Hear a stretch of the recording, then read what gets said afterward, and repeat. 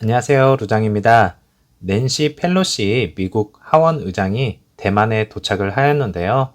또다시 지정학적 리스크가 부각이 되면서 미중 관계가 더 악화할 가능성이 높다고 판단한 가운데 증시에서의 투자 심리를 위축을 시키는 모습이었고요. 그로 인해서 3대 지수 모두 하락으로 마감을 한 것을 볼 수가 있었습니다.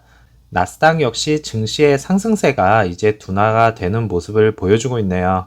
이제 이 사건이 미국과 중국 사이에서 새로운 악감정을 불러일으키는 것이 아닌가라는 불안감이 우려가 되는 가운데 미국이 중간 선거를 앞두고 있는 시점에서 이러한 행보는 시기가 상당히 안 좋다라는 의견들이 나오고 있는 상황이고요. 펠로시 의장의 대만 방문으로 인해서 미국과 중국이 서로 양보하지 않는 치킨 게임 양상으로 흘러갈 가능성이 있다고 보고 있습니다.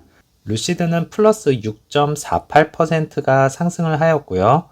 애프터 장에서는 마이너스 0.46%가 하락을 하면서 19불대를 다시 유지를 하는 모습을 보여주었네요. 오더플로우에서는 라지, 미디움, 스몰캡에서 매수가 많았던 것을 확인을 할 수가 있었고요. 1분봉에서는 장 중반부까지는 나스닥의 흐름을 따라가면서 최고점인 19.99불까지 상승을 하는 모습이었고 중후반부터는 나스닥의 하락세를 크게 따라가지 않으면서 버티는 모습을 보여주었네요. 이제 내일 아침이면 실적 발표를 하고 어닝콜도 할 텐데요.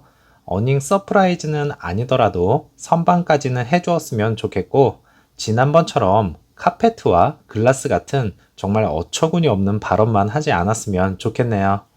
어제 영상과 마찬가지로 실적 발표 전에 지켜봐야 할 이제 세 가지 항목이 있는데요.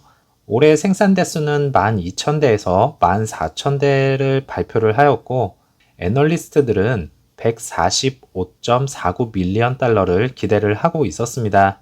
그리고 현재는 3만 대 이상의 차량 예약을 공개를 하였고요. 이는 이제 사우디에서 10만 대 예약 건수는 포함이 되지 않은 상황으로 언제든지 예약 건수에 포함이 될 수 있다는 것을 알 수가 있겠고요. 그로 인해서 언제든 이벤트 발생을 할 수 있는 상황이라는 것을 확인을 할 수 있는 부분입니다. 컨센서스 애널리스트 추정치는 145.49 밀리언 달러인데 낮은 수치로는 118.47 밀리언 달러이고 최고치는 166 밀리언입니다. 1분기 동안에 이제 57.7 밀리언을 보고를 하였고요. 2분기 컨센서스 매출 추정치는 분기별로 152%를 의미를 합니다. 그러면 우리가 어느 정도 방어를 하려면요. 최소 146 밀리언 달러는 나와줘야 한 단계 고비는 넘길 수 있겠고요. 주당 이익인 이제 EPS도 애널리스트들은 36센트의 손실을 기대를 하고 있고 대략적으로 그러면 36센트에서 39센트 범위 내에서 결정이 나야 두 번째 고비는 넘길 수가 있겠네요. 그리고 많은 부분들에서 이번 분기에도 돈을 많이 썼기 때문에 손실이 예상이 되는 것은 당연한 결과이겠고요. 마지막으로는 3분기에 대한 분석가들의 의견으로 403.9 밀리언 달러의 수익을 기대를 하고 있고 최소 394 밀리언과 최대 418 밀리언 달러로 예상을 하고 있습니다. EPS 경우에는 34센트의 손실을 예상을 하고 있는 것을 알 수가 있었고요. 그리고 여기서 또 가장 중요한 한 가지는 차량 생산 대수와 인도량인데요. 140K로 계산을 해보면 1000대 이상의 딜리버리 숫자가 무조건 나와줘야 하겠고요. 리콜과 관련하여서 이제 1117대가 현재는 무조건 딜리버리가 된 상황이고 지난 분기별 인도 수량인 4분기 때 125대와 1분기 때 360대를 빼면 632대가 딜리버리가 된 상황입니다. 그러면 1000대 이상 딜리버리를 위해서는 368대 이상이 필요한 상황이고요.